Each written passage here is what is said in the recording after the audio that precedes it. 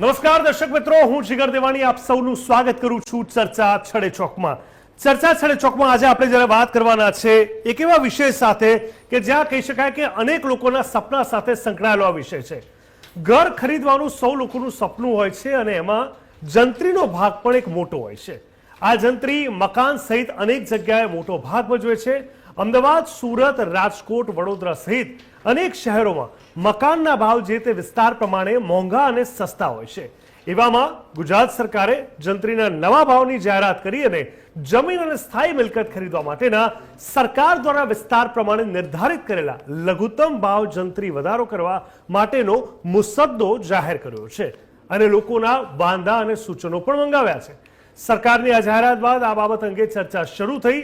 ઘર ખરીદનારા લોકો પાસે એવી માહિતી પહોંચી રહી છે કે ઘર ખરીદવું મોંઘું થશે, જ્યારે એક વર્ગ એમ પણ કહી રહ્યો છે કે ઘર ખરીદવા માટે આપવી પડતી રોકડ રકમ બજાર કિંમત પ્રમાણે જેનો સરકારી દસ્તાવેજમાં ઉલ્લેખ નથી થતો તેનો ઉપયોગ ઘટશે. જંત્રીમાં વધારો કરવામાં આવશે એવી પણ વાત છે, તો તેની અસર મિલકત ખરીદનાર સામાન્ય લોકો પર પણ પડશે. સરકારનું કહેવું છે કે બજાર ભાવ વધુ અને જંત્રી ઓછી હોવાને કારણે જમીન સંપાદનમાં પણ સરકારને ઘણી મુશ્કેલીઓનો સામનો કરવો પડી રહ્યો હોવાની ખેડૂતોએ સરકારને રજૂઆત કરી હતી. ત્યારે આજે આપણે સમજીશું કે આખરે હવે નવી મુલાકાત બાદ જે બેઠક થઈ અને આ બેઠક બાદ જે આખરે નવો ચુકાદો આવશે, 1 એપ્રિલથી નવો ભાવ લાગુ થશે, એમાં કોને લાભ થશે, કોને નુકસાન થશે, જંત્રી છે શું, એના માપદંડો શું છે, ક્યારે વધવી જોઈએ, કેટલા પ્રમાણમાં વધવી જોઈએ, એની અસર રિયલ એસ્ટેટથી લઈને સામાન્ય માણસો કે બિલ્ડરો પર કેવા પ્રકારની પડશે, કરીશું ચર્ચા આજે ચર્ચા છડે ચોકમાં.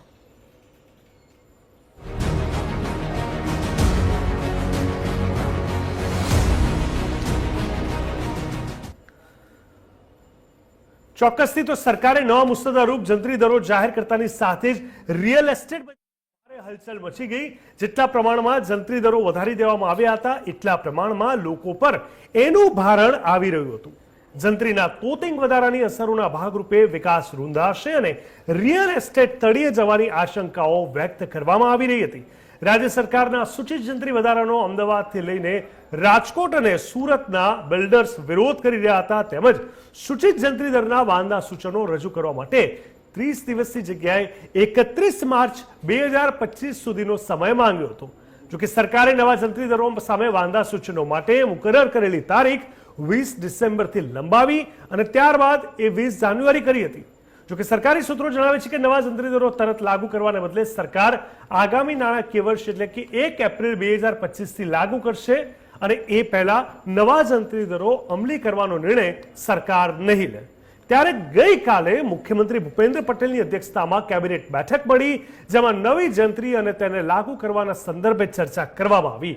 ત્યારે હવે આ મામલે મોટા અપડેટ આવ્યા છે. એપ્રિલ મહિનાના જંત્રીના નવા દર લાગુ થવાની શક્યતા છે. જોકે જંત્રીના ભાવમાં રાહત મળે તેવી પણ એક બાજુ સંભાવના વ્યક્ત કરવામાં આવી રહી છે. ત્યારે સરકારને 11,000 જેટલી વાંધા અરજીઓ જંત્રીના ફેરફાર માટે મળી અને આ અરજીઓ પૈકી 6,000 જેટલી અરજીઓ જંત્રી ઘટાડો કરવા માટે સરકારને મળી છે અને તેથી જ મુખ્યમંત્રી કક્ષાએ આખરી નિર્ણય થતા જંત્રીના નવા દર જાહેર કરવામાં આવશે. મંગળવારે એટલે કે ગઈકાલે સાંજે મુખ્યમંત્રી ભૂપેન્દ્ર પટેલની અધ્યક્ષતામાં જે કેબિનેટ બેઠક યોજાઈ, જેમાં બજેટમાં જાહેર થયેલી યોજનાઓ અને બજેટના અમલીકરણ પર પણ ચર્ચા થઈ હતી. ત્યારે ચાલુ સત્રના કામો સંદર્ભે કેબિનેટમાં ચર્ચા કરાઈ. નવી જંત્રીને લઈને પણ ચર્ચા થઈ, જેમાં જંત્રીના ભાવમાં ઘટાડો અંગે પણ ક્યાંક ચર્ચા થઈ અને તેને લઈને નિર્ણય લેવાયો કે જંત્રીના નવા દર જાહેર કરવામાં આવશે. ત્યારે જંત્રી દરના વધારાને ઢકલાબંધ વાંધા અરજીઓ જે થઈ છે, આ 2 મહિનાની દર્શક મિત્રો વાત કરું તો રાજ્ય સરકારને કુલ 11,046 જેટલા વાંધા સૂચનો મળ્યા, જેમાંથી 5400થી 6,000 જેટલા શહેરી વિસ્તારમાંથી, જ્યારે 4900થી વધારે ગ્રામ્ય વિસ્તારમાંથી આવ્યા છે. શરૂઆતમાં પ્રસિદ્ધ કરેલ જંગી બાબતે વાંધા સૂચનો મંગાવવા માટે 20/12/2024 સુધીની અવધિ રાખવામાં આવી હતી, જે જાહેર હિતને ધ્યાનમાં લઈને ત્યારબાદ 20 જાન્યુઆરી 2025 સુધી લંબાવવામાં આવી. વધુમાં ઓનલાઈનની સાથે ઓફલાઈન પણ વાંધા સૂચનો સ્વીકારવાની વ્યવસ્થા કરાઈ. હવે આપણે ગ્રાફિક્સના માધ્યમથી સમજીશું. સૌથી પહેલા જાણી લઈએ કે જંત્રી એટલે શું. જી હા, આપણે ગ્રાફિક્સના માધ્યમથી સમજીએ કે આ જંત્રીની વાત કરી રહ્યા છે. ત્યારે જંત્રી એટલે જમીન કે કોઈ પણ પ્રોપર્ટીના ખરીદ વેચાણ માટેનો સરકાર દ્વારા નિર્ધારિત કરવામાં આવેલો લઘુત્તમ ભાવ. જો તમારો વેચાણ દસ્તાવેજ જંત્રી દર કરતા વધુ હશે તો જ સરકારી ચોપડે તમે એ મિલકતના માલિક તરીકે નોંધણી થશે. એ એક કાયદાકીય પુરાવો છે જે નિશ્ચિત સમય વચ્ચે જમીન કે મિલકતનો ભાવ દર્શાવે છે. જંત્રીના ભાવથી પ્રોપર્ટીનો દસ્તાવેજ કરતી વખતે કેટલીક સ્ટેમ્પ ડ્યુટી ચૂકવવી અને કેટલો રજિસ્ટ્રેશન ચાર્જ ચૂકવવો એ નક્કી કરવામાં મદદ મળે છે. જંત્રી નક્કી કરવાના માપદંડ વિશે પણ સમજી લઈએ. શું છે તો જે તે એરિયાના ડેવલપમેન્ટ એ એરિયાના દસ્તાવેજની સરેરાશ કિંમતને આધારે જંત્રીની કિંમત નક્કી કરાતી હોય તેને મોટે ભાગે જે તે એરિયાના સૌથી મોંઘા દસ્તાવેજ અને સૌથી સસ્તા દસ્તાવેજની સરેરાશ કાઢવામાં આવે છે. આ સરેરાશ જે તે વિસ્તારની જંત્રીની કિંમત હોય છે. ત્યારે નવા જંત્રી દરની રિયલ એસ્ટેટ ઉદ્યોગ પરની શું અસર છે એ પણ આપણે ગ્રાફિક્સના માધ્યમથી સમજીએ તો જમીન માલિકો લાંબા ગાળાના ક્યાંક કહી શકાય કે જમીન માલિકો પર ઓછી એક અસર જોવા મળી શકે છે. ત્યારે વેપારીઓને રોકડ વ્યવહારોમાં ઘટાડો થઈ શકે છે એવી પણ શક્યતા છે. બીજું ક્યાંક રિયલ એસ્ટેટ ડેવલપર્સ પર શું અસર થશે તો જંત્રી દરમાં વધારો થયો તો એફએસઆઈ ખર્ચમાં વધારો થઈ શકે છે. સંભવિત ઉકેલ શું છે તો એફએસઆઈ પર જંત્રીનો પ્રભાવ દૂર કરવો અહીંયા જરૂરી દેખાઈ રહ્યો છે. ગ્રાહકોની વાત કરીએ તો એફએસઆઈ અને મજૂર ખર્ચમાં વધારો થાય ત્યારે મિલકતના ભાવમાં એવું અનુમાન લગાવવામાં આવી રહ્યું છે કે લગભગ 25 થી 40% વધારો થઈ શકે એમ છે. ત્યારે ગ્રાહકોના પાકીટ પર પણ સીધી જ અસર થઈ શકે એમ છે. દર્શક મિત્રો, કઈ બે વેબસાઇટ પર જંત્રી 2024 ડ્રાફ્ટ ઉપલબ્ધ છે એ પણ જણાવી દઉં. આ મુસદ્દારૂપ જંત્રી એન્યુઅલ સ્ટેટમેન્ટ ઓફ રેટ્સની જો વાત કરું તો 2024 અને માર્ગદર્શિકા જાહેર જનતા નિરીક્ષણ માટે garvi.gujarat.gov.in વેબસાઇટ તથા સંબંધિત નાયબ કલેક્ટર એટલે કે સ્ટેમ્પ ડ્યુટીની કચેરી પર ઉપલબ્ધ રહેશે. તથા એ પોર્ટલ પર 30 દિવસમાં એટલે કે તારીખ 20/12/2024 સુધીના પણ ઓનલાઈન વાંધા સૂચન રજૂ પણ જે થયા હશે તે પણ બતાવાશે. સમગ્ર ગુજરાતમાં બિનખેતી માટે એક સમાન 1.5% રેશિયો હોવાની પણ વાત સામે આવી છે. વર્ષ 2011ની જંત્રીમાં ગ્રામીણ વિસ્તારમાં બિનખેતીનું જમીનનું આલંકન કરવાના અધિકાંશ સરકારી સ્ટેમ્પ રજિસ્ટ્રેશનના મૂલ્યાંકન અધિકારીઓ પક્ષકારોની પૃચ્છા કરી ખેતીની જમીનની જંત્રીના લગભગ 2 થી 10 ગણા ભાવ ભરતા હતા, જેથી સંપાદન સહિતની પ્રક્રિયાઓમાં વિસંગતતા સર્જાતી હતી અને આથી જ પ્રસ્તાવિત 2024ની જંત્રીમાં મુસદ્દામાં ગુજરાતના ગ્રામીણ ક્ષેત્રોમાં બિનખેતીની જમીનના દસ્તાવેજના રજિસ્ટ્રેશનને તબક્કે એક સૂત્રતા જળવાઈ રહે તે ઉદ્દેશથી ખેતીની જમીનના જંત્રીના 1.5 ગણા દર આકરવાનો નિર્ણય લેવાયો છે. અનેક સવાલો ઉપસ્થિત થઈ રહ્યા છે. એ સવાલો પર નજર કરીએ. ચર્ચા છડે ચોકનો મહત્વનો ઇસ્યુ એટલે કે સવાલ છડે ચોક. જી હા, આ તમામ સવાલની વાત કરીએ તો નવા દરો રિયલ એસ્ટેટ બજાર અને મિલકતના ભાવો પર કેવી અસર કરશે એ એક મુખ્ય સવાલ છે. જ્યારે નવા ભાવ આવશે ત્યારે જ એ વાત ખ્યાલ પડશે. સાથે સાથે વાંધા નોંધાવનારા 11,046 વ્યક્તિઓ, ખાસ કરીને જમાના 6,000 વ્યક્તિઓ જેમણે જંત્રી દરોમાં ઘટાડો કરવાની માંગ કરી, સરકાર આ તમામ માંગને કેવી રીતે દૂર કરશે એ પણ જોવું જાણવું અહીંયા જરૂરી બની ગયું છે. સાથે જ જંત્રી દરો પર અંતિમ નિર્ણયનો પ્રભાવિત કરતા મુખ્ય પરિબળો કયા છે. નિર્ણય તો લેવાશે પણ એ પરિબળો પર પણ ચર્ચા થવી જરૂરી છે. ચોથો સવાલ છે, જનતા ક્યારે ઔપચારિક જાહેરાતની અપેક્ષા રાખી શકે છે. કારણ કે છેલ્લા ઘણા વર્ષોથી આ વારંવાર આ વાત સામે આવી રહી છે, એને લઈને પણ અસમંજસતા છે. ત્યારે જંત્રી દરોમાં ફેરફાર રાજ્યના મહેસૂલને કેવી અસર કરશે એ પણ મુખ્ય સવાલ છે. અને સાથે જ એક અગત્યનો સવાલ, શું વધારાથી પ્રભાવિત લોકોને રાહત આપવાની કોઈ યોજના છે ખરા? આ તમામ સવાલો અહીંયા ખૂબ જ મહત્વપૂર્ણ છે.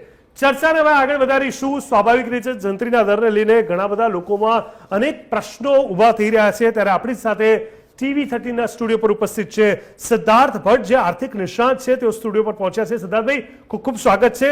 ત્યારબાદ આપણી સાથે છે ડોક્ટર મીના વ્યાસ પટેલ, જેઓ સામાજિક કાર્યકર છે. મીનાબેન, આપનું પણ સ્વાગત છે. ત્યારબાદ વ્રજલાલ મૃણાલી, જેઓ સ્ટુડિયો પર ઉપસ્થિત છે. કાસા વ્યોમાના ચેરમેન છે વ્રજલાલભાઈ, આપનું પણ સ્વાગત છે. અને ત્યારબાદ પાર્શ્વભાઈ શાહ, જે સિટી એસ્ટેટ છે, તેઓ પણ આપણી સાથે જોડાયા છે. ગોવિંદભાઈ દાફડા, જે એડવોકેટ છે, જે ઓનલાઈન જોડાયા છે. ગોવિંદભાઈ, આપનું પણ ખૂબ ખૂબ સ્વાગત છે. હવે આ ચર્ચાને આપણે આગળ વધારીએ એ પહેલા શરૂઆત મારે કરવી છે. હું પૂછવા માંગીશ પાર્શ્વભાઈ આપને, જંત્રીની આપણે વાત કરીએ એટલે સ્વાભાવિક રીતે કે એમાં વધારો કે ઘટાડો મોટાભાગે આ પ્રાથમિક સવાલ હોતો હોય છે. હવે આપણે જોયું કે લગભગ 6 ફેબ્રુઆરી 2023માં જે જંત્રીની વાત થઈ હતી, જેમાં વધારાની વાત કરવામાં આવી હતી, અલગ અલગ ભાવો પણ સામે આવ્યા હતા અને એ વખતે એવું કહેવાતું હતું કે 12 વર્ષ બાદ વધારો કરવામાં આવ્યો છે. અને ત્યારબાદ આ ડિસેમ્બરમાં 3 મહિના પહેલા ફરી એકવાર ઉથલપાથલ થઈ, જે એક્સટેન્ડ થઈને હવે એટલે કે 1 એપ્રિલે નવી ફરી એક જાહેરાત થવા જઈ રહી છે. શું આવશ્યકતા છે વધારવાની કે ઘટાડાની આજે માંગો થઈ રહી છે અથવા એને લઈને ચર્ચા થઈ રહી છે, આવશ્યકતા શું છે ને એંધાણ શું છે આપના મત મુજબ? આવશ્યકતા તો છે જ ગવર્મેન્ટ માટે, ખાસ કરીને કે જંત્રી એક જે ભાવ ચાલે છે માર્કેટનો એ ભાવ પ્રમાણે એમને જે ગવર્મેન્ટ ફીઝ ને બધું મળવાનું છે એના માટે વધવી તો જોઈએ જ જંત્રી. તો એ એક રીઝનથી ખાસ આવશ્યકતા છે. પબ્લિકને એક વધારે વ્હાઇટ મની અને એ બધાનો બી પ્રોબ્લેમ થઈ રહ્યો છે. તો એ લોકોને એક એવું લાગી રહ્યું છે કે વ્હાઇટ ચાર્જીસના કારણે વ્હાઇટ મનીનો ને એ બધાનો બી ઘણો બધો યુઝ વધારે થશે આ જંત્રીના રીઝનના કારણે. એટલે એના કારણે બી એક એવા એંધાણ છે કે લોકોને ડરનો પેલો છે કે ભાવ વધી જશે, ભાવ વધી જશે. પણ ડરવાની કોઈ જરૂર છે નહીં. એવો ભાવ નથી વધવાનો જેવો આપણને લાગી રહ્યો છે. એટલે બંને રીતે આપણે જોઈ શકીએ કે ગવર્મેન્ટના પક્ષથી પણ અને સામાન્ય જનતાના માટે બી. બિલકુલ ગોવિંદભાઈ, સ્વાભાવિક રીતે જે રીતે ક્યાંક એવી વાત સામે આવે છે કે જો વધારો થયો તો સીધો 25 થી 40% એક મોટો ફેરફાર જોવા મળશે. ઓલરેડી મોંઘવારી છે, ઘરનું ઘર એક મોટું સપનું થઈ ગયું છે. તો તમને પણ લાગે છે કે એવી પ્રકારની કોઈ સ્થિતિનું નિર્માણ થઈ રહ્યું છે અહીંયા? એકચ્યુઅલી જંત્રીનો જે વધારો છે એ સમયાંતરે કરવાની વાત હતી ને દર વર્ષે કરવાની વાત હતી. અને મોટાભાગના સ્ટેટ્સમાં એ રીતનું થાય પણ છે. આપણી વાત કરીએ તો ગુજરાતમાં લગભગ 10 વર્ષ પછી જંત્રીનો વધારો આવ્યો છે. અને જે ગયા વર્ષે અથવા 2023માં આવ્યો એ ડબલ કરવાની વાત આવી.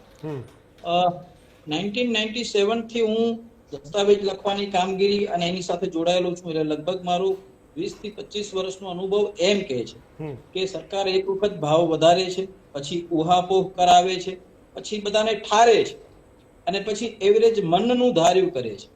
હાલની આ જંત્રીમાં વધારો છે એ માનવું બિલકુલ જરૂરી છે. કારણ કે બધી એફએસઆઈ જેને કહીએ, લોનની, બેંક સેન્કશનની, અને જે ગુજરાત અને મહારાષ્ટ્રની વાત કરીએ તો જે વ્હાઇટ રકમની ચલણનું જે ચલણ છે, વ્હાઇટનું ચલણ અને બ્લેકનું ચલણ, એક દસ્તાવેજમાં રકમ લખાય અને એક જે અધરનો વ્યવહાર થતો. તો આ જે ચલણ છે ને ગુજરાત મહારાષ્ટ્રમાં લગભગ 80 થી 20% જેટલું છે. ગુજરાતમાં જ્યારે 80% અને મહારાષ્ટ્રમાં એ વસ્તુ 20% છે. મારો અનુભવ એમ કહે છે કે જરૂરી હતું જમીનમાં જંત્રીનો વધારો, પરંતુ વધારો છે ને ટ્રાન્સપરન્સી સાથે હોય ને તો વધારે સુસંગત રહે. ટ્રાન્સપરન્સી એટલે શું? મારા કહેવા મુજબ કે કોઈ પણ વસ્તુ તમે વધારો સ્વીકાર્ય છે, પરંતુ ટ્રાન્સપરન્સી રાખો. દાખલા તરીકે જે વાંધાઓ મંગાવ્યા ઓનલાઈન, એ વાંધાઓમાં ગવર્મેન્ટના સર્વર પર એવા કેટલા બધા ગામો ના મુકાયા જે ગામોની ખરેખર જંત્રી અત્યારે 2 કરોડ રૂપિયા એકરની જમીનનો ભાવ છે. તો આવી ગામોની જંત્રીના ભાવ જાહેર જ ન કરવા પાછળનું કારણ શું? હું તમને એક લિસ્ટ આપી શકું અહીંથી કે જે મારા જિલ્લાનું છે. હું કચ્છથી બિલોંગ કરું છું એટલે મને ખ્યાલ છે કયા કયા ગામની જંત્રી નથી આવી. તો એટલા બધા ગામોના નામ છુપાવવાની કે એટલા બધા ગામોની જંત્રી જાહેર જ ન કરવાની. હવે તમે ઓનલાઈન કોઈ વસ્તુ મૂકો છો કે તમારો વાંધો છે, ઓબ્જેક્શન છે, ઓનલાઈન ફાઇલ કરો. પણ જ્યારે ઓનલાઈન ફિલ્ડ ખોલવા જશે કોઈ અરજદાર કે ખેડૂત કે જેની જમીનને જેને જંત્રી સાથે વાંધો છે, તો નહીં એનું કામ લોડ થાય, નહીં એનો સર્વે નંબર લોડ થાય, તો એ કેવી રીતે પોતે વાંધો રજૂ કરશે?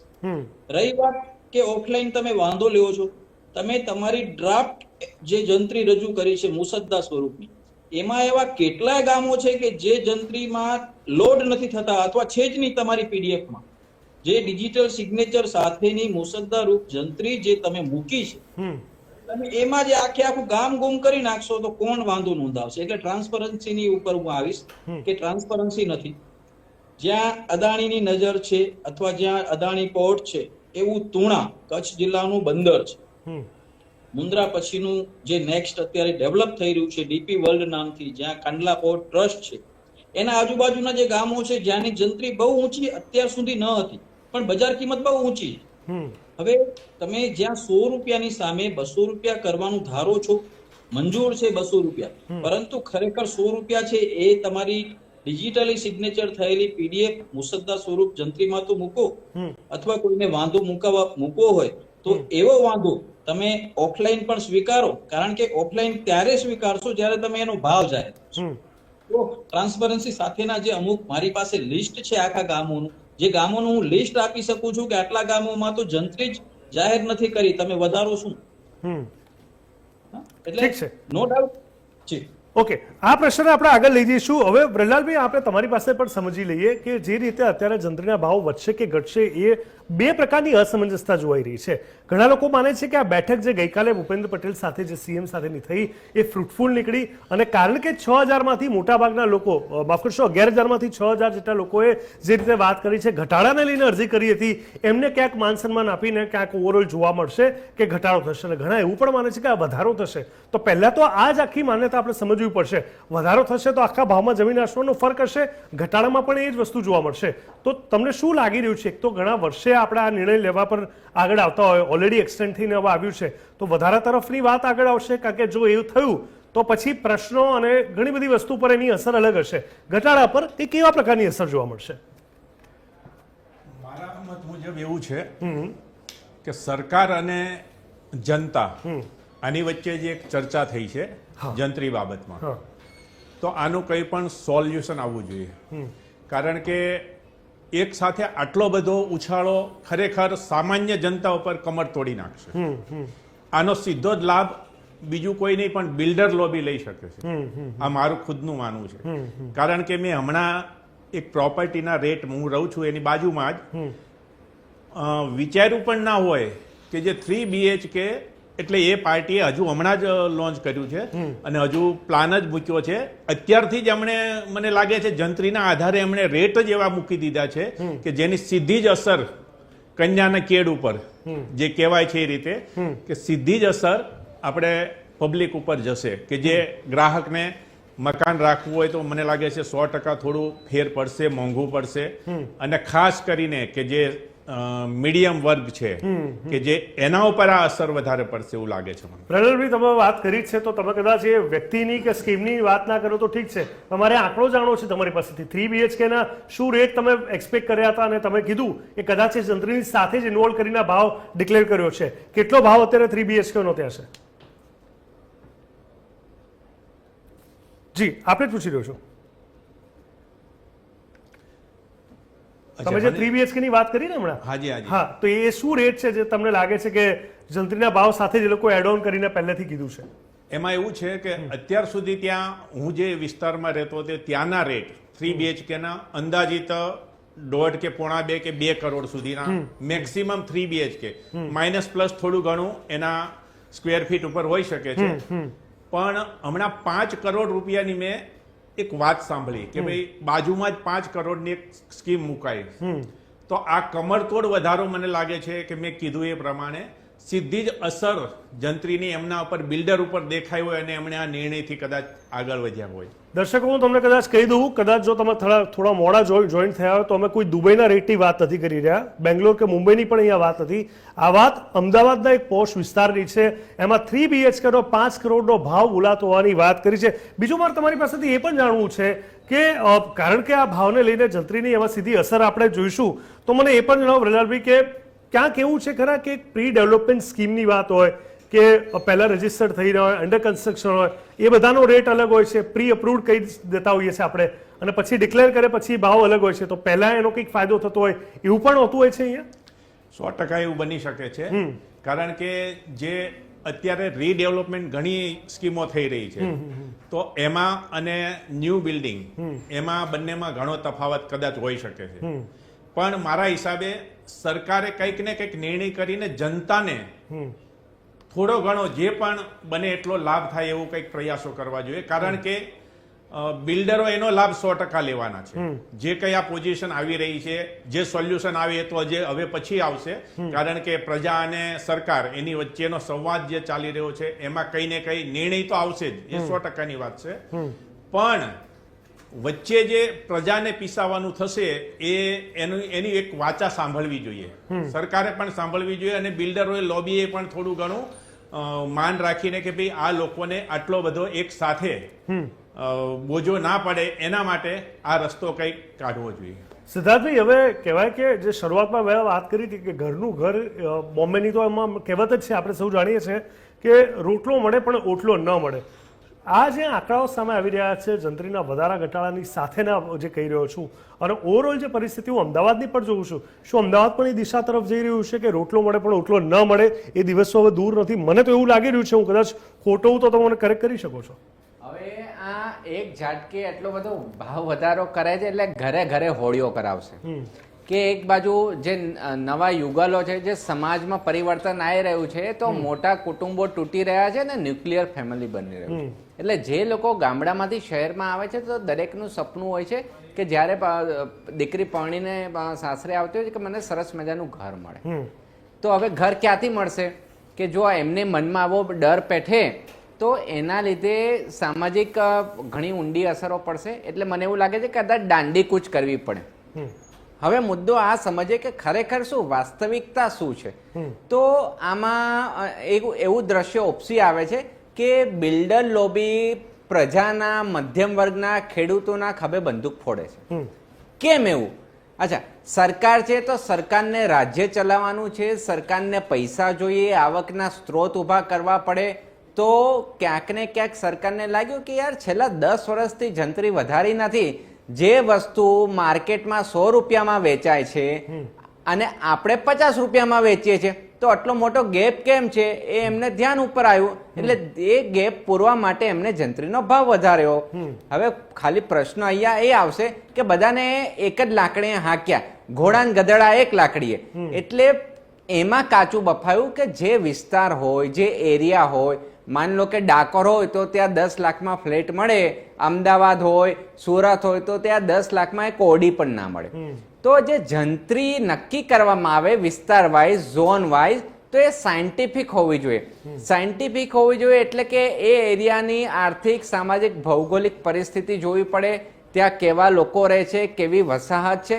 એના આધારે જો જંત્રીના દર નક્કી થાય ને તો કોઈને વાંધો આવે નહીં. પરંતુ એસી કેબિનમાં બેસીને અથવા તો કોકે કીધું મેં સાંભળ્યું જંત્રીના રેટ આંખો બંધ કરીને મેં સહી કરી દીધી, તો એ વિરોધના વંટોળ ઊભા થાય. સાયન્ટિફિક જંત્રીથી કોઈને વાંધો નથી. એટલે આમાં થોડું રિસર્ચ કર્યું હશે. જે 6000 આવેદન પત્રો આવ્યા, 11000થી વધારે અરજીઓ આવી, એમાંથી જે લોકોએ કીધું જંત્રીનો દર ઓછો કરો, તો એમાં આ બધા સાયન્ટિફિક કારણો, લોજિકલ કારણો મૂકવામાં આવ્યા છે. એટલા માટે એવું લાગે છે કે આ જે નવો દર જાહેર કરશે તો એમાં લોકોના, પ્રજાના, બિલ્ડરોના, ખેડૂતોના મુદ્દાઓ ધ્યાન ઉપર લેવામાં આવશે. બીજી વસ્તુ એ આવશે કે જે ખમતી દર છે એને તો કશો વાંધો આવવાનો જ નથી. જે લોકો પાસે ફક્ત ને ફક્ત બેંકમાં પૈસા મૂકેલા છે, વ્હાઇટના પૈસા છે, એમને કશો વાંધો નથી આવવાનો. પ્રશ્ન એ આવશે કે 2 નંબરના પૈસા જેમની જોડે છે, હવે નવી જંત્રીનો ભાવ વધવાથી જો એ 2 નંબરના પૈસા માર્કેટમાં ઠાલવે તો ખબર પડે કે આલા આની જોડે આટલા બધા પૈસા ક્યાંથી આવ્યા, આ તો રેકડી વાળો છે, અથવા તો આ તો આ જે તે અધિકારી છે, બાબુ છે. એટલે એમને ડર પેસે છે, એટલે કોઈક બીજાનું ઉશ્કેરણી કરે છે. દુખે જે પેટ અને કૂટે જે માથું, એનો જેવો ઘાટ છે. હવે મુદ્દો એ આવશે કે આનાથી નુકસાન કોને થશે. તો જે ખેડૂતો એ જંત્રીની ઝપેટમાં આવી ગયા હોય અને ભાઈ એના વિસ્તારને, એના ખેતરનો જે બિનખેતી કરવાની છે એનો ભાવ જ એટલો નથી, તો એનો ડબલ ભાવ જંત્રી પ્રમાણે એને સ્ટેમ્પ ડ્યુટી ભરવી પડે. એના FSI, જો ત્યાં બિલ્ડિંગ બનવાનું હોય તો FSI લાગે, રજીસ્ટ્રેશન ચાર્જ લાગે. તો એના જમીનના ભાવ, પાણીએ ભાવ આપતા હોય તો કોઈ ખરીદશે નહીં. એટલે એક આ પ્રશ્ન છે. બીજો પ્રશ્ન કે આપણા મધ્યમ વર્ગ, ગરીબો અને લોઅર મિડલ ક્લાસ, એ લોકો માટે કદાચ ઘરનું ઘર મોંઘું થાય, તો એની માટે શું કરવું જોઈએ કે જે ગરીબ આવાસ યોજના છે કે લોઅર મિડલ ઇન્કમ માટેના જે આ ખૂબ સરસ મુદ્દો છે. આના પર હું તમારી જોડે થોડી વારમાં પાછો આવું છું. મીનાબેન, મારે તમારી પાસેથી જાણવું છે કે હવે ઘરના સપનાની વાત ત્યારે આપણે કરતા હોઈએ અને આ વધારાની વાત કરતા હોઈએ, અને આ વધારામાં પણ એક સ્પેસિફિક વર્ગની આપણે જ્યારે વાત કરતા હોઈએ કે જે લોકો માટે ઓલરેડી આ વસ્તુ ક્યાંક એ લોકોને લોન મળવી પણ ઘણી મુશ્કેલ હોય અથવા પૂરી લોન મળવી મુશ્કેલ હોય, એવામાં આ વધારો જ્યારે થઈ જાય તો એ મેનેજ કરવું કે અમુક વર્ગ માટે અમુક પ્રકારની કેલ્ક્યુલેશન સાથે આને ડિક્લેર કરવું વધારે હિતાવહ નહોતું લાગતું? જીગરભાઈ, સાચી વાત છે કે એક સામાન્ય માણસનું એક સપનું હોય છે ઘરનું. એક હવે એવી પરિસ્થિતિ આવી ગઈ છે કે ઘર બનાવવું એટલે એ બહુ લોઢાના ચણા જવા જેવું થઈ ગયું છે સામાન્ય પરિસ્થિતિના માણસો માટે. અને જ્યારે એ ઘર ખરીદવા જાય છે ત્યારે એના ભાવ સાથે બિલ્ડર સાથે જ્યારે બેસે ને ત્યારે એની એમ્યુનિટીઝ એટલી બધી આપી અને આ છે તે છે એટલે એ વ્યક્તિનું માઇન્ડ એકદમ બ્લેકઆઉટ થઈ જાય કે આટલો બધો પ્રાઇસ દેખાતે બધું ગમે છે, એરિયા સારું છે, ડેવલપિંગ એરિયા છે, આ છે તે છે, એટલે આ બધી વસ્તુઓ જોઈને સામાન્ય માણસને પછી લોન બેંક સાથે ના ધક્કા ચાલુ થઈ જાય, બેંકમાં એમનું આવક મુજબનું આ છે તે છે પ્રોસેસ. એટલે આ જે જંત્રીનો જે નિર્ણય લેવાયો છે અને આજે 6,000 અરજીઓની જે વાત કરી રહ્યા છીએ ને જીગરભાઈ, તો એ અરજીઓ ક્યાંક ને ક્યાંક અંશે જો ઘટાડવાની વાત છે તો એ ઘટાડવું જોઈએ, નહીં તો આના નામે એટલા બધા ભાવના એટલી બધી એમ્યુનિટીઝ બતાવશે, આ બતાવશે તે બધે લોકેશનના ભાવ આ તે બધું, એના લીધે લોકો હવે ઘર લેતા બહુ જ તકલીફમાં આવશે.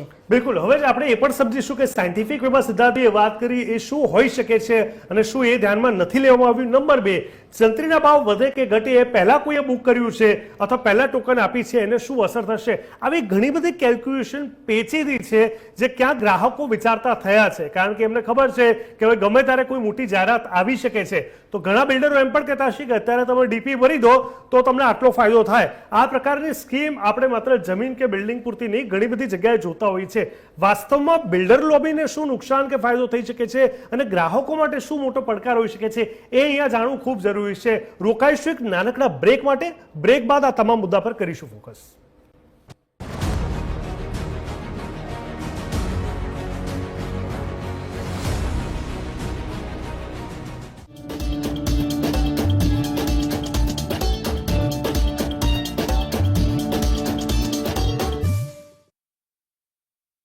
આ વાત છે આદિજાતિ મહિલાઓની પ્રગતિની.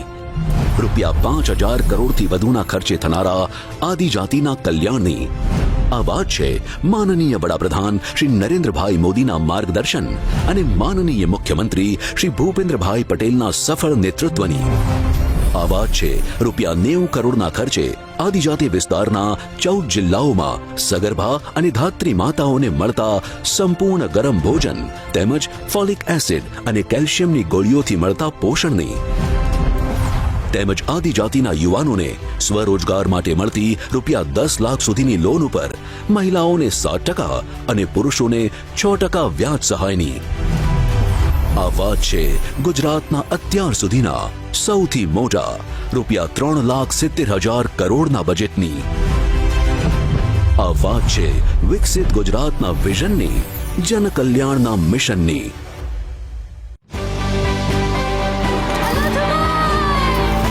વર્ષની ઉંમરે કરિયરની શરૂઆત, એક રિયાલિટી શો થી બદલાઈ કિસ્મત. કેટલી ભાષામાં ગાયા છે ગીતો, કેમ અમેરિકામાં સેલિબ્રેટ થાય છે શ્રેયા ઘોષાલ ડે.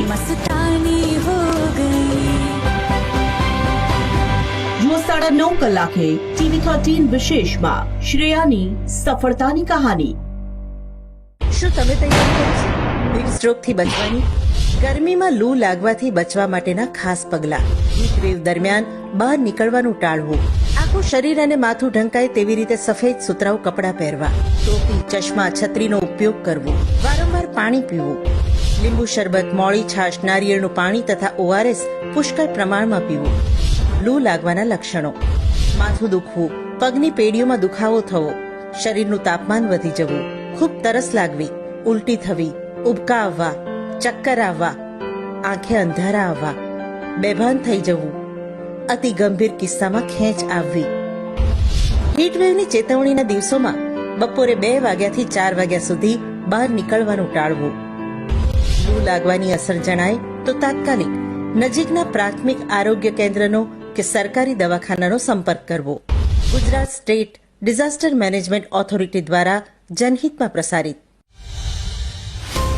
મારું રાજ્ય, મારું શહેર, મારું ઘર સ્વચ્છતામાં અગ્રેસર. કારણ કે સ્વચ્છ ગુજરાતનો આધાર છું. ઘરમાંથી નીકળતા રોજિંદા કચરાને કમ્પોસ્ટિંગ દ્વારા ખાતર બનાવી ઘરમાં રહેલા કચરાનો યોગ્ય નિકાલ કરી પર્યાવરણને બચાવવામાં યોગદાન આપું છું. હું ગુજરાતનો સ્વચ્છતા સારથી છું. હું સ્વચ્છ ગુજરાતનો જવાબદાર નાગરિક છું.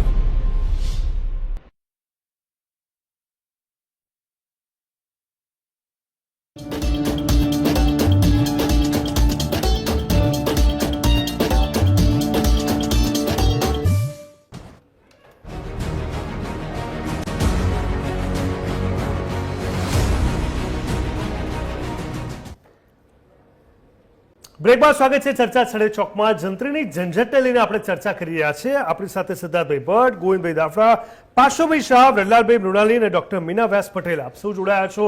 હવે ક્યાંક મારે ગોવિંદભાઈ તમારી પાસે સમજવું છે કે હાલ હવે માની લો કે 2 BHK ફ્લેટ 50 લાખ રૂપિયામાં એની આસપાસ જ્યારે મળતો હોય છે, બરોબર, અને નવી જંત્રી બાદ કહી શકાય કે એમાં ભાવમાં વધારો થઈ શકે છે. તો શું લાગે છે કે કેટલો વધારો થશે? માન લો કે નવી જંત્રીમાં વધારો થાય છે તો કેટલો, નવી જંત્રીમાં ઘટાડો થાય છે તો એ જ ફ્લેટની કિંમત કેટલી થઈ શકે છે?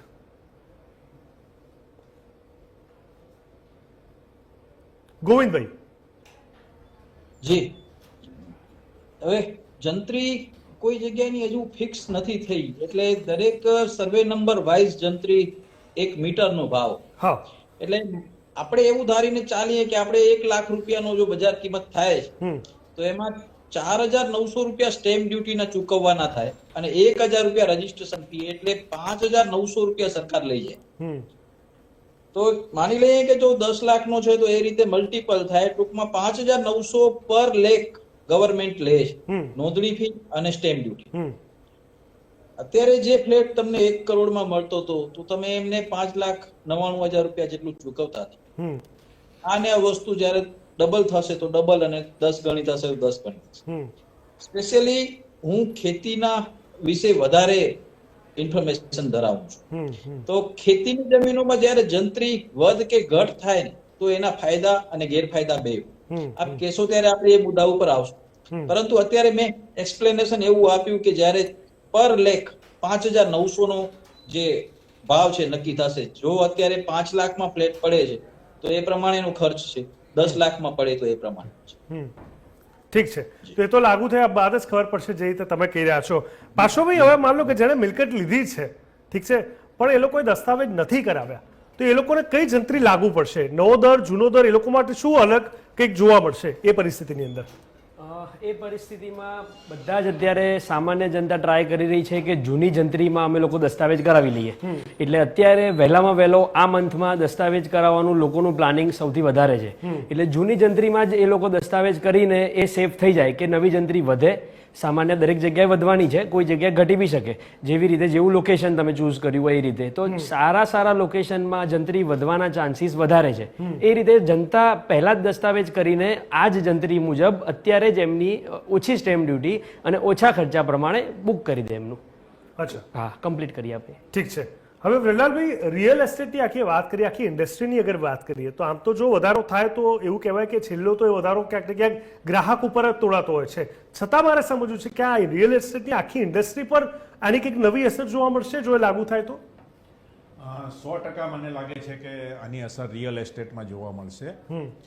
મને લાગે છે સરકારે આ પેલા જમીનના સર્વે કર્યા છે અલગ અલગ જગ્યાએ કે ભાઈ શું ભાવ ચાલી રહ્યો છે, શું મકાનનો નવા ડેવલપર શું ભાવ લઈ રહ્યા છે, એની વચ્ચેનો બહુ મોટો ગેપ હશે એવું લાગે છે મને.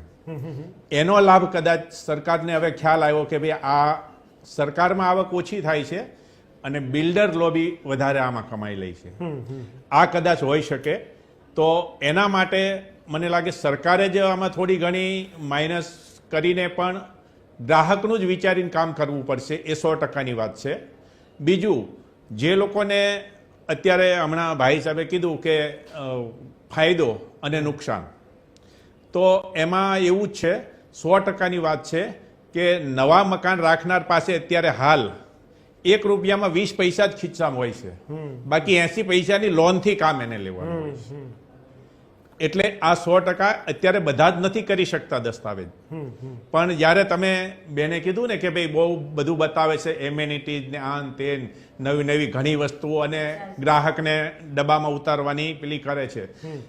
સપનાનું ઘર લોકોનું એવું હોય છે કે ગમે ત્યાંથી ગમે તે એરિયો, સારો એરિયો પકડીને મારું મકાન લેવું છે, જ્યાં અવેલેબિલિટી નજીકમાં બધી હોય, હોસ્પિટલ, સ્કૂલ, ટ્રાન્સપોર્ટેશન બધું. હા, તો એના માટે આપણી પાસે કંઈ ને કંઈ હોવું તો જરૂરી જ છે. પણ કેપેસિટીની ઉપર લેવલ જે મકાન બની રહ્યા છે એ જે મધ્યમ વર્ગ જે એમાં પીસાવાનો છે એ 100%ની વાત છે. પ્રેરલભાઈ, તમે જે ગેપની વાત કરી, જેના આધારે, જેના કારણે સરકારે એ તારણ કાઢ્યું કે આ ગેપના કારણે બિલ્ડર લોબી વધારે કમાઈ રહી છે અને જે પારદર્શિતા જળવાવી જોઈએ નથી જળવાવી, એ થોડું બ્રીફલી એક્સપ્લેન કરશો એ મુદ્દાને? મારે સમજવું છે કે કઈ જગ્યાએ સરકારને એ પિંચ આઉટ થયું હશે જેના કારણે આ નિર્ણય પર આવી હશે સરકાર. મને લાગે છે સરકારે અમુક એરિયામાં, માનો કે સિટી વિસ્તાર અને ગ્રામ્ય વિસ્તાર બંને જગ્યાએ એમણે આ બધું તપાસ કરી જશે કે ક્યાં શું રેટ ચાલી રહ્યો છે અને બિલ્ડર શું રેટ લઈ રહ્યા છે. એનો જે તફાવત છે એ સરકારે 100% એનો અભ્યાસ કર્યો હશે. એની પાછળ મોટી ટીમ પણ લગાડી છે અને ઘણા જ એ લોકોને ધ્યાનમાં પણ એવું આવ્યું છે કે કઈ ને કઈ બિલ્ડર અને કસ્ટમર, ગ્રાહક વચ્ચેનો જે કઈ તફાવત છે એમાં સરકારને કશું જ મળતું નથી. એટલે બિલ્ડર વધારે લાભ લઈ રહ્યા હોય એવું એના ધ્યાને કદાચ સરકારમાં આવ્યું હોય અને એના માટે આ જંત્રી એક સાથે આટલો મોટો ઉછાળો લાવવો એ કદાચ મને લાગે અત્યાર સુધીની લાઈફમાં પહેલી વખત કદાચ બન્યું હોય. અચ્છા મીરાબેન, આ તો એવી વાત થઈ કે આપણો જે કૃષિ પ્રધાન દેશ છે, ખેડૂતો માટે સરકાર ગમે તેટલું કરે પણ વચોટિયા જ્યાં ક્યાંક ખાઈ જાય છે અને લોકોને પણ મોંઘા ભાવે શાકભાજી મળે છે અને ખેડૂતો પણ બિચારા પાયમાલ હોય છે, તો જાય છે ક્યાં પૈસો? એના જેવી સ્થિતિનું મને ક્યાંક એંધાણ દેખાઈ રહ્યા છે. બિલકુલ આવા આ એંધાણો જે છે એના લીધે સામાન્ય માણસની કમર તૂટી રહી છે. મેં વાત કરીને કે જે રીતે આ ભાવ વધારો થાય પછી એનું આખું ડેકોરેટ કરવામાં આવે, આખું બિલ્ડિંગનું ડેકોરેટ કરવામાં, માર્કેટિંગ જે પ્રકારનું થાય, એટલે હું એ જ પ્લેટફોર્મ પર વાત કરું છું કે જ્યારે સામાન્ય માણસ ફ્લેટ લેવા જાય છે ત્યારે વિસ્તારને, એમ્યુનિટીઝને, એના બીજા બધા ફ્યુચરની આખી પ્લાનિંગ બધું બતાવશે કે અહીંયા આમ થશે, આમ થશે, આમ થશે, એટલે ભાવ આ જ વધારે છે. એટલે આ રીતના જે ભાવનું જે આખું માર્કેટિંગ થઈ જાય અને પછી એ રીતે ફ્લેટનો ભાવ નક્કી થાય ત્યારે સામાન્ય માણસ તો એ બહુ એની કમર જ તૂટી જાય, એ વિચારવું બહુ મુશ્કેલ થઈ જાય છે. ભાઈએ વાત કરી કે 1 રૂપિયો ને 20 પૈસા હોય અને 80 પૈસાના તો આપણે લોન લેવાની હોય, તો આ બધી વસ્તુ જે છે એની પ્રોસેસમાં ખરેખર જંત્રીના ભાવ વધશે તો લોકોને જે ભાવ છે ઓલરેડી જે વધારે છે એમાં વધારો થઈ જશે. કારણ કે બધા આ નોલેજ રાખતા નથી, બધાને બધા કેલ્ક્યુલેશનો આવડતા નથી. સામાન્ય લોકો છે એ સામાન્ય જ છે, એનું એ લોકો એટલું બધું કેલ્ક્યુલેશન નથી કરતા. એને ત્યાં બિલ્ડિંગ પાસે જાય છે અને ત્યાં એનો ફ્લેટ જુએ છે અને પોતાના સપના જુએ છે અને પછી જ્યારે ભાવની સામે, બિલ્ડરની સામે બેસે છે અને ચર્ચા થાય છે ત્યારે એને પસીનો છૂટી જાય છે. બિલકુલ સાચી વાત છે. અહીંયા સિદ્ધાર્થ, તમારી પાસે એ પણ સમજવું છે મારે કે ઘણા લોકોને પ્રશ્નો થયા છે, ઘણા લોકોને સવાલ થઈ રહ્યા છે, જે બિલ્ડરો અથવા જે પણ કહી શકાય કે લોકો જે માત્ર ને માત્ર બ્લેકમાં ડિસિઝન લે છે, લે વેચની વાત કરીએ, ખરીદ વેચાણની વાત કરીએ, ટ્રાન્ઝેક્શનની વાત કરીએ, એ લોકો પર શું લાગે છે કે હવે નવો શું એક મોટો એક ફેરફાર જોવા મળશે? એમના પર કેવા પ્રકારની અસર જોવા મળશે જે સ્પેસિફિકલી રિયલ એસ્ટેટમાં આ આખા ધંધા સાથે, બિઝનેસ સાથે, બ્લેકના પૈસા સાથે ડીલ કરનારા ઘણા બધા લોકો ક્યાંક ને ક્યાંક કોઈને કોઈ રીતે આપણે સૌના સમક્ષ આવ્યા હશે, એમના માટે શું લાગે છે કે શું અસર જોવા મળશે? પહેલાના સમયમાં કેવું હતું કે ભાઈ 2 નંબરના પૈસા એટલે કેવા કે જેની બેંકમાં નોંધ ના હોય કે જેનું બિલ ના ફાટતું હોય. એટલે એવું માનવાની જરૂર નથી કે કોઈ ટેરરિઝમના પૈસા હોય કે ડ્રગ્સના પૈસા હોય, એ અલગ વસ્તુ છે. 2 નંબરના પૈસા એટલે જે ચોપડે નોંધાયા નથી, જે બેન્કિંગ ટ્રાન્ઝેક્શનમાં નથી આવતા, એને આપણે બ્લેક મની કહીએ સાદી ભાષામાં, અણહકના પૈસા. હવે એમાં એ વિષય વસ્તુ આવે છે કે જો ચોર છે ને ચોરી કરવાના રસ્તા ગોતી લે. જે લોકો કરપ્શન કરે છે તો પેલા જમીનોમાં રોકતા હતા, હવે ક્રિપ્ટોમાં રોકશે. એમની માટે તો નવા એવન્યુ ખુલી જવાના છે. પરંતુ અહીંયા મરો ક્યાં થશે? સૌથી અઘરું કામ હોય ને તો બિલ્ડરોનું છે. એમને સરકારને સાચવવાની, કસ્ટમરને સાચવવાના, અધિકારીઓને સાચવવાના, કોર્પોરેશનને સાચવવાના, અને વધ્યું ઘટ્યું એ બાપડાને નફો બહુ ઓછો રહેતો હોય છે. એટલે જે નાના બિલ્ડરો છે ને એ બધા મરી જવાના છે. જે મોટા ઉદ્યોગ, કોર્પોરેટ ગૃહો છે બિલ્ડરોમાં, જે એસ્ટાબ્લિશ પ્લેયર છે, રેરા આયા પછી અડધા લોકો તો એમાં જ જતા રહ્યા. ખાલી જે ખમતીદર હતા, ટકાઉ બિલ્ડર હતા, સારી ગુણવત્તા વાળા ગ્રાહકોને મકાન આપતા હતા, રેસિડેન્શિયલ હોય કે કોમર્શિયલ હોય, તો એ લોકો રેરાને એના કાયદાઓનું પાલન કરી શક્યા. પણ રેરાતા કારણે તો ઘણો ફેરફાર આપણે જોયો જ છે હંમેશા, કારણ કે રેરા એક એવી વસ્તુ છે કે જેના કારણે એક ઓથેન્ટિકેશનની જે પ્રોસેસ બરાબર છે એ વધારે ટ્રાન્સપરન્ટ રીતે લોકો સુધી પહોંચીને એક સામાન્ય માણસે સમજાયું છે. તો મને લાગે છે કે એનો તો ક્યાંક ફાયદો સામાન્ય લોકોને થયો છે. અને એ રેરા એ એકદમ રામબાણ ઇલાજ હતું કે પહેલા શું હતું કે હવે આ વિષય થોડો આપણો ડાયવર્ટ થઈ જાય પણ રિલેવન્ટ છે કે બિલ્ડરો મોટી મોટી જાહેરાતો કરતા હતા કે હમ ચાંદ તારે દેંગે તુમ ઇન્વેસ્ટ કર દો. પેલો ઇન્વેસ્ટ કરીને ક્યાં રફુ ચક્કર થઈ જાય ખબર નહોતી પડતી, ઉઠામણું થઈ જતું હતું. એટલે રેરાના કાયદા આવવાથી એમાં એનું પાલન કરવું પડે છે કે તમે જે કમિટ કરો છો એ અક્ષરઃ આપવું પડશે, અને જો કસ્ટમરને તમે પ્રોપર્ટી આપી ના શકો સમય મર્યાદામાં તો એના પૈસા પાછા આપી દો.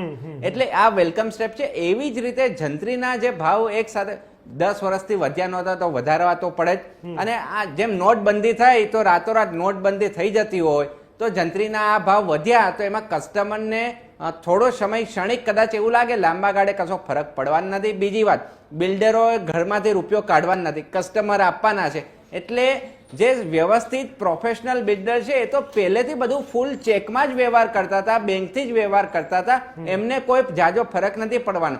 ફરક ખાલી એટલા લોકોને પડશે, એવા કસ્ટમરને પડશે ને એવા બિલ્ડરને પડશે કે દસ્તાવેજ માની લો કે 20 લાખનો કર્યો હોય અને મકાનનો સોદો થયો હોય 50 લાખમાં, એટલે કે 20 લાખ તું મને બેંકથી આપ, 30 લાખ રૂપિયા રોકડા આપ, એ બંધ થઈ જશે અને 50 લાખનો દસ્તાવેજ કરવો પડશે. તો જે જેન્યુઇન આપણા જેવા સામાન્ય વર્ગના ઘર ખરીદનાર લોકો છે તો એમને એ ફાયદો થશે. મારી જોડે 2 નંબરના પૈસા નથી, હું તો નોકરિયાત વર્ગ છું, તો મારી પગાર સ્લિપમાં જે આવે એ મારે બેંકવાળાને બતાવવાનું, એના આધારે બેંક મને લોન આપશે. તો બેંક પહેલા જે દસ્તાવેજ 20 લાખનો થતો હતો એટલે બેંક 75% 60% લોન આપે, બીજા મારે 30 લાખ કેશ મેનેજ કરવા પડતા હતા, અરેન્જ કરવા પડતા હતા, એ નહીં કરવા પડે. હું બેંકને કહીશ કે દસ્તાવેજ એટલાનો થાય છે એટલે બેંક ભાઈ તારી સેલેરી પ્રમાણે તને 70% કે 75% મળશે જે દસ્તાવેજ છે એની વેલ્યુના, તો મને બેંક જોડેથી લોન વધવાની શક્યતા છે મારી આવકના પ્રમાણમાં. એટલે મારે કેશની મગજમારી જ નહીં રહે. હવે મુદ્દો અહીંયા આવશે, જે બિલ્ડરોને રોકડામાં અડોટતા હતા એમને તકલીફ પડી જવાની છે કે હવે કેશ આવતી બંધ થઈ જશે. એટલે ખર્ચાઓનું મેનેજમેન્ટ કે પ્રોફિટનું મેનેજમેન્ટ એ કોર્પોરેટાઇઝ પ્રોફેશનલિઝમ આવશે. જંત્રીના ભાવ વધવાથી રેરા આવ્યું એવી રીતે, જેવી રીતે પ્રોફેશનલિઝમ આવ્યું, એક ઓર્ગેનાઇઝ સ્ટ્રક્ચર બન્યું, ઓર્ગેનાઇઝ બિલ્ડર બન્યા, એવી જ રીતે આ જંત્રીના ભાવ વધવાથી રિયલ એસ્ટેટ માર્કેટ વધારે ઓર્ગેનાઇઝ થશે અને આપણા દેશ માટે સારું જ છે. જ્યારે વિકસિત ભારત કરવું હોય તો 2 નંબરનું બંધ કરવું પડે અને complete economy transaction base, banking base લાવીએ ત્યારે ને ત્યારે જ દેશની રિયલ સ્ટ્રેન્થ, રિયલ જીડીપી આપણને ખબર પડતી હોય. એટલે લાંબા ગાળે આ એક આવકારદાયક પગલું છે. સરકારની આવક પણ વધશે, જે આપણે દેવું કરીને રાજ્ય ચલાવે છે તો દેવું પણ ઘટશે અને જે કસ્ટમર છે એમને સારી વસ્તુ યોગ્ય માર્કેટમાં જે ભાવ ચાલે છે એ જ ભાવે. અને જો જંત્રીનો ભાવ માર્કેટ રેટ કરતાં વધારે હશે તો એ એરિયા એનું રિયલ એસ્ટેટનું ડેવલપમેન્ટ ઓટોમેટિક પડી ભાંગશે. જો રિયલ એસ્ટેટ જ પડી ભાંગશે તો સરકારે આપોઆપ જંત્રીના ભાવ ઘટાડવા પડશે. અને જો રિયલ એસ્ટેટ માર્કેટ ચાલી ગયું તો ભાવ ઘટાડવાની જરૂર નથી. એટલે સમયના તકાજા સાથે સ્ટોપ, લુક એન્ડ ગો જેવી નીતિ અપનાવી પડે. હા, જ્યાં અનસાયન્ટિફિક છે તો એ ફરીવાર કહું છું, એને થોડું સાયન્ટિફિક જંત્રીના રેટ કરવા પડે, બીજો કોઈ વાંધો આવે એવું નથી. પરંતુ હા, જે મધ્યમ બિલો ગરીબ વર્ગના લોકો છે તો જે આવાસ મધ્યમ વર્ગની કે ગરીબ આવાસ યોજના છે તો એમાં કન્સેશનલ રેટ ઉપર જંત્રીના ભાવ ગણવા જોઈએ. તો એમાં એમને મેન્શન કરી દેવું જોઈએ કે જે અફોર્ડેબલ હાઉસિંગ છે એની માટે આ જંત્રી ગણવાની અને જે નોન અફોર્ડેબલ છે એની માટે આ જંત્રી ગણવાની. વાત પતી ગઈ. તો ટૂંકમાં તમારું સ્પષ્ટ રીતે માનવું છે કે અહીંયા કોઈ એવા એંધાણ નથી કે ઘટશે, ભલે 11,000માંથી 6,000 લોકોની વાંધાજનક અરજી એ જ છે, ઘટાડો જોઈએ, પણ ક્યાંક તમારું માનવું છે કારણ કે 10-12 વર્ષનો સમય વીતી ગયો છે એટલે તમે સ્પષ્ટ રીતે માનો છો અને ઓપ્ટિમિસ્ટિક પણ છો એને લઈને કે ભાવ વધારો અનુસૂચિત છે, યોગ્ય છે અને એમાં કંઈ ખોટું નથી, બિલ્ડરોને પણ નુકસાન નથી ને ગ્રાહકોને પણ નુકસાન નથી. હવે મારે ખાસ કરીને વ્રજલાલભાઈ તમારી પાસેથી એ સમજવું છે કે જ્યાં મકાન વેચાઈ ગયું છે, ઠીક છે, પરંતુ દસ્તાવેજ કરવાના બાકી છે, તો નવી જંત્રીનો જે ભાવ છે એ બિલ્ડર ચૂકવી દે એવી કોઈ શક્યતા ખરી અથવા એવું થવું જોઈએ અથવા એવું થઈ શકે? આમાં તો મને લાગતું નથી કે એવું થાય, કારણ કે બિલ્ડરને તો હવે જે કંઈ એની આશા હતી એ બધી એને તો મળી ગઈ. પણ મેઇન જે હવે દસ્તાવેજ, તો દસ્તાવેજનો જે કાંઈ કમરતોડ વધારો કંઈ આવવાનો છે આ નવી જંત્રી પ્રમાણે, એ ગ્રાહક ઉપર જ સીધો આવી શકે છે, કારણ કે બિલ્ડર એમાંથી કશું નહીં કરી શકાય, આવું મારું માનવું છે. ઓકે. બીજું સાહેબે એક વાત કરી સરસ કે રેરાની, આપણે થોડું બહાર જઈએ છીએ, પણ રેરા આવતા સાહેબે જે કીધું એ ખરેખર અમુક બિલ્ડરો એની મનમાનીથી જ બધું કરતા હતા. મને ખબર છે, હું સોસાયટીનો ચેરમેન છું, મારી જ સોસાયટીમાં અમારે પણ રેરાનો સહારો લેવો પડ્યો છે, કારણ કે અમને પણ અમુક ચાંદ અને તારા બતાવેલા, છતાં પણ અમારે એમાં અમને નથી મળી વસ્તુ, તો એના માટે અમારે 100% કંઈક રેરાનો સહારો લેવો પડ્યો છે. હવે વાત રહી છે, એનાથી ફરક પડ્યો છે. હા, 100% એનાથી ફરક 100% પડશે અને પડ્યો છે. અને અમારે પણ ચર્ચાઓ ચાલી રહી છે. લાસ્ટમાં તો મને એવું જ હોય છે કે ભાઈ બે પાર્ટીનું લગભગ સમાધાન થાય છે, કારણ કે આપણે ત્યાં રેરામાં પણ ઘણી વખત ચેરમેન બહુ લેટ નિમણૂક થાય છે અને પૂરતો એમનો સ્ટાફ નથી હોતો, એટલે એ બહુ લેટને હિસાબે બંને પાર્ટીઓને કંઈ ને કંઈ સમય વેડફાય છે અને ઘણો સમય એનામાં વેડફાય છે. તો એના હિસાબે મને લાગે છે કે બને ત્યાં સુધી આ રેરા જે સાહેબે કીધું એ બહુ સરસ મજાનું સરકારનું એક સારું શસ્ત્ર છે અને લોકોના માટે ખરેખર આ જે બિલ્ડરો ચાંદ તારા બતાવતા અને કંઈ આપતા નહીં, એના માટે પણ બહુ સારું. ઠીક છે. આપણે ખાસ કરીને ગોવિંદભાઈ મને એ જણાવશો કે હવે નવા મકાનની આપણે જ્યારે વાત કરી રહ્યા છે, નવી જંત્રી લાગુ થવા જઈ રહી છે. હવે નવી જંત્રી વધશે કે ઘટશે એ તો આપણને ખબર નથી, પણ એ લાગુ થાય એ પહેલા કદાચ કોઈ મકાન ખરીદવાની વાત કરે તો એને શું લાગુ પડશે, એના માટે કોઈક અલગ પ્રકારની વ્યવસ્થા છે ખરા? માન લો કે હજી 20 દિવસની વાર છે, 20 દિવસ પહેલા જ ખરીદી લીધું, તો એને કયો ભાવ લાગુ પડશે, અત્યારનો કે પછીનો? જોગવાઈ એવી છે કે દસ્તાવેજમાં સહી થયા તારીખથી 120 દિવસની અંદર સબ રજિસ્ટ્રાર સમક્ષ રજૂ થવું જોઈએ. ધેટ મીન્સ કે અગાઉ પણ થઈ ચૂક્યું છે, મારો અનુભવ પણ છે કે અમે દસ્તાવેજ આજે સહી કરાવી લીધો હોય અને પછી અમે 4 મહિના સુધીમાં ગમે ત્યારે સબ રજિસ્ટ્રાર પાસે રજૂ થાય. તો કાયદામાં એવું પ્રોવિઝન છે, પણ છેલ્લે જ્યારે જંત્રી ઓનલાઈન થઈ એના પછીની વાત છે, જે ગરબીના ફોર્મ ફિલઅપ કરવાના, જે એના ચેકલિસ્ટ ભરવાના, ઓનલાઈન ડેટા એન્ટ્રી કરવાની, ટોકન લેવાનું, આ પ્રથા ચાલુ થઈ. એટલે પછી ગવર્મેન્ટે એ નક્કી કરી લીધું કે ભાઈ જો તમારે 4 મહિના પછી પણ દસ્તાવેજ નોંધણી કરાવવો હોય તો કરાવી શકશો, પણ તમારે સ્ટેમ્પ ડ્યુટી છે ને એ અત્યારે ભરી નાખવી પડશે, રજીસ્ટ્રેશન ફી અત્યારે ભરી નાખવી પડશે. ઓકે. તો જે 120 દિવસનું જે કાયદા મુજબનું પ્રાવધાન છે, ખરેખર તો એ રીતનું ગવર્મેન્ટે રિલેક્સેશન આપવું જોઈએ કે તમે નોંધણી ફી ભરી નાખો અત્યારે, સ્ટેમ્પ ડ્યુટી ભલે તમે 4 મહિના રહીને ભરશો, પરંતુ ગયા વખતે પણ એવું નથી કર્યું. એવું જ કર્યું કે ભાઈ તમે અત્યારે રજીસ્ટ્રેશન ફી અને નોંધણી ફી ભરો, પછી ભલે 4 મહિનામાં ગમે ત્યારે રજીસ્ટર્ડ કરાવો. એટલે હું માનું છું એ પ્રમાણે દરેક જણ માનસિક રીતે તૈયાર જ હોય છે કે ભાઈ 31 માર્ચ સુધીમાં મારે નોંધણી ફી અને સ્ટેમ્પ ડ્યુટી બંને ભરીને નોંધણી કરાવી લેવી છે. અને જે લોકો માનસિક રીતે તૈયાર છે કે આપણે 4 મહિના ખેંચવાનું જ છે, 4 મહિના પછી જ કરશું જે થાય એ લોકો અત્યારે વેપાર કે સોદા ઉભા રાખીને બેઠા છે. ઠીક છે. પાશોભાઈ, હવે સ્વાભાવિક રીતે કારણ કે આખા રાજ્યમાં અસર જોવા મળશે, તો શું લાગે છે કે મોટા શહેરોની વાત કરીએ, અમદાવાદ છે, વડોદરા, રાજકોટ, સુરત, અને એમાં પણ જેટલા પણ પોશ વિસ્તાર છે એ ત્યાં જ માત્ર કંઈક એક મોટો ફેરફાર ભાવને લઈને, ડિમાન્ડ સપ્લાયને લઈને કે આ ઇન્ડસ્ટ્રીને લઈને જોવા મળશે કે તમામ જગ્યાએ આ જંત્રીનો નવો ભાવ લાગુ થયા બાદ એક મોટી અસર, એક અલગ જ પ્રકારનું એક વાતાવરણ ફાઇનાન્શિયલ ધોરણે ઊભું થશે? હા, ચોક્કસથી એ ઊભું થશે. આ બધા એરિયામાં જૂના ભાવ, જેમ કીધું 10 વર્ષથી બધા જ વાત કરી રહ્યા છે કે કોઈ જ મોટી જંત્રીનો ફેરફાર આવ્યો નથી. એટલે લાસ્ટ 10 વર્ષથી બધી જગ્યાઓ જે ડેવલપ થઈ છે, અમદાવાદની જ તે આપણે સ્ટાર્ટ કરીએ કે જે એસજી હાઈવેથી લઈને એસપી રિંગ રોડ સુધીનું જે ડેવલપમેન્ટ છે મેઇન, આખો અત્યારે બેલ્ટ એકદમ પ્રીમિયમ કહેવાય છે અમદાવાદ એરિયામાં. એ બેલ્ટને અત્યારે ત્યાં આગળ બધા જ એરિયામાં ખૂબ જ બહુ જ નોમિનલ હતું બધું જંત્રીનો ભાવ. જે ફ્લેટના ભાવ અત્યારે એનાથી 10x જે ચાલી રહ્યા છે, આપણે એવું માનીને ચાલીએ અત્યારે, તો સરકારને બી એ ખબર પડી કે હવે આ ભાવ સખત વધી રહ્યા છે અને જંત્રી એની બહુ જ ઓછી છે. એટલે એ એક મોટું કારણ છે કે જે પોર્શ દરેક એરિયામાં અમદાવાદના જ્યાં આગળ પહેલા કોઈ જ જંત્રીનો એવો મોટો ભાવ હતો નહીં, જે નાના નાના અલગ અલગ છૂટા છૂટા વિસ્તારો હતા જ્યાં કોઈ ડેવલપમેન્ટ નહોતું. આ 10 વર્ષમાં જ ખાસ ડેવલપમેન્ટ ત્યાં આગળ થયું છે અને ત્યાં આગળ હાઈએસ્ટ સારા સારા પ્રીમિયમ ફ્લેટ્સ અને પ્રીમિયમ દરેક નું સ્થળ ત્યાં આગળ બન્યું છે નવું. તો તેના કારણે જંત્રીનો ભાવ ત્યાં આગળ ખૂબ જ વધશે અને હા 100% એક નવું માહોલ બનશે કે જંત્રીનો ભાવ વધ્યો છે, વ્હાઇટ પેમેન્ટની જરૂર છે, વ્હાઇટ એકાઉન્ટમાં જોઈશે બધાને, ગવર્મેન્ટની ફી વધશે, ગવર્મેન્ટ પાસે એક ભંડોળ ભેગું થશે આ રિયલ એસ્ટેટ સાઇડથી.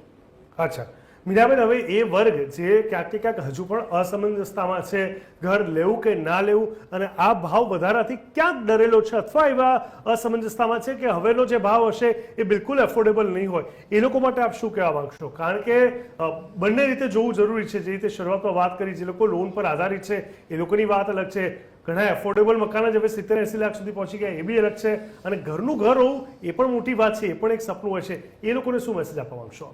બિલકુલ, નોકરિયાત પીપલ, સામાન્ય પરિવારો, આ જે બધા ગામથી આવીને અહીંયા શહેરમાં વસવા એજ્યુકેશનને માટે થતા હોય કે કંઈ વ્યવસાય માટે આવ્યા હોય, બધાને એવું હોય કે આપણે આપણા પોતાના ઘરમાં રહીએ અને એ આપણું ઘર બનાવીએ.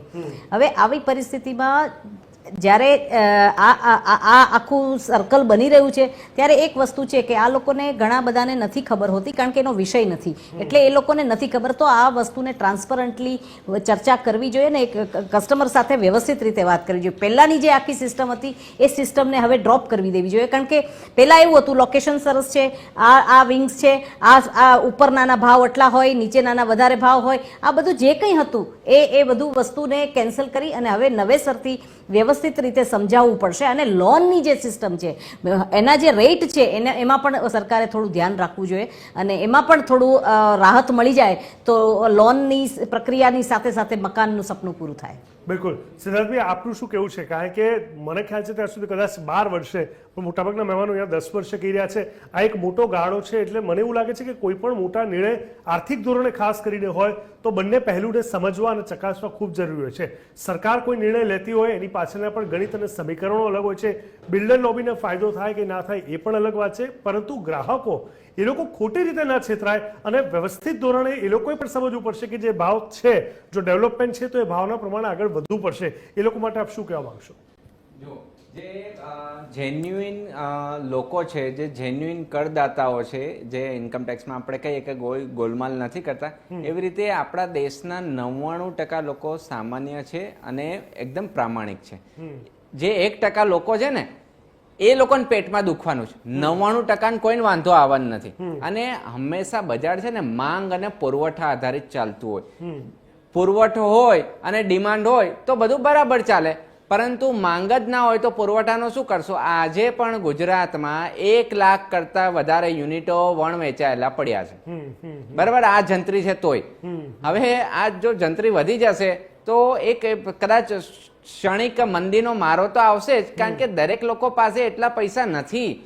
80% લોકો તો બાપડા, એમની આવક 5 લાખ કરતા ઓછી છે.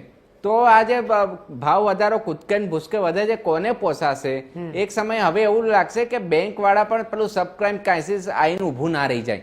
એટલે આ ઇકોનોમી એની રીતે ચાલતી હોય છે, ડિમાન્ડ અને સપ્લાયના આધારે. એટલે જો ભાવ વધારો લાગતો હશે તો લોકો ખરીદી બંધ કરી દેશે, તો સરકાર આપોઆપ ડાઉન આવી જશે. અને જે બિલ્ડરો 1 કરોડના માલના 5 કરોડ લગાવે છે તો એમને ખબર પડશે ભાઈ માલ વેચાતો નથી. આ મલ્ટીપ્લેક્સ જેવું છે કે 100 રૂપિયાની ટિકિટ એ લોકો ખર્ચી નહીં શકતા, 500 રૂપિયા ટિકિટ રાખે કોણ જાય? પછી કે પિક્ચર જોવા કોઈ જતું નથી. તો ક્યાંક ને ક્યાંક મારી મજબૂરી છે, મારે ઘરનું ઘર જોઈએ છે એટલે લઉં છું. પરંતુ હવેની યુવા પેઢી સ્માર્ટ થઈ ગઈ છે, એ લોકો ઓલા ઉબેર કેમ જઈએ છે? ભાઈ 10 લાખની ગાડી કોણ વસાવે? એમ કરતા ઓલા ઉબેર કરો. એટલે લોકો રેન્ટેડ પ્રીમાઇસીસમાં જવા માંડ્યા છે. આખો કોન્સેપ્ટ બદલાઈ ગયો છે, કો વર્કિંગ સ્પેસ આવી ગઈ છે. એટલે જો આપણે નહીં સુધરીએ ને તો આ બધું પડી ભાંગશે. બિલકુલ સાચી વાત છે. દર્શક મિત્રો, ખાસ કરીને ચર્ચા એટલા માટે કરવી આવશ્યક હતી કારણ કે આ જંત્રીનો મુદ્દો લગભગ છેલ્લા 1.5-2 વર્ષથી ક્યાંક ને ક્યાંક કોઈ ને કોઈ ધોરણે સામે આવે છે. બિલ્ડર એસોસિએશનના તમામ માંદાતાઓ ક્યાંક આગળ આવીને રજૂઆત કરે છે. એ લોકોના મુદ્દા પણ વ્યવહારિક છે, પરંતુ સાથે સાથે જે લોકો ઘર લેવામાં જ છે અથવા જસ્ટ હમણાં લીધું છે અથવા ગમે ત્યારે લઈ શકે છે, એ લોકોને પણ વારંવાર પ્રશ્નાર્થ ઊભો થઈ રહ્યો છે કે શું થોડું મોડું કરવામાં 10-20 લાખ વધારે તો નહીં જતા રહે, થોડું મોડું કરવામાં 25-30% મોંઘું તો નહીં થઈ જાય. એના કારણે પણ કદાચ ઘણા લોકો ખોટા નિર્ણય પણ લઈ લેતા હશે અને એવા પ્રકારનો ડરનો માહોલ પણ હશે. પણ સમજવું જરૂરી છે કે આ જંત્રી છે શું અને એને સ્વાભાવિક રીતે જ્યારે સરકાર વધારવાની કે ઘટાડવાની વાત કરે એની પાછળના સમીકરણો, આંકડાઓ અને ગણિત શું છે, કોના માટે જરૂરી છે એ પણ જાણવું ખૂબ જ જરૂરી છે. સિદ્ધાર્થભાઈ ભટ્ટ, ગોવિંદભાઈ દાફડા, પાશુભાઈ શાહ, વ્રજલાલભાઈ મૃણાલી અને ડોક્ટર મીનાબેન વ્યાસ પટેલ, આપ સૌ અમારી સાથે જોડાયા અને સામાજિકથી લઈને આર્થિકથી લઈને રિયલ એસ્ટેટના તમામ મુદ્દા લઈને ખૂબ જ ટેકનિકલ ધોરણે અને સામાન્ય માણસને નિર્ણય લેતા ખબર પડે એ ભાષામાં એ રીતે આપે આ જંત્રીની મહત્વતાને ખૂબ સરસ રીતે ચર્ચા છડે ચોકમાં રજૂ કરી. આપ સૌ મિત્રોનો ખૂબ ખૂબ હૃદયપૂર્વક ધન્યવાદ. દર્શક મિત્રો, ચર્ચા છડે ચોકમાં બસ અત્યારે આટલું જ. દેશ, દુનિયા અને ગુજરાત રાજ્યની પડે વિગત અને સમાચાર માટે આપ જોતા રહો TV13 ગુજરાતી, હકથી ગુજરાતી. નમસ્કાર.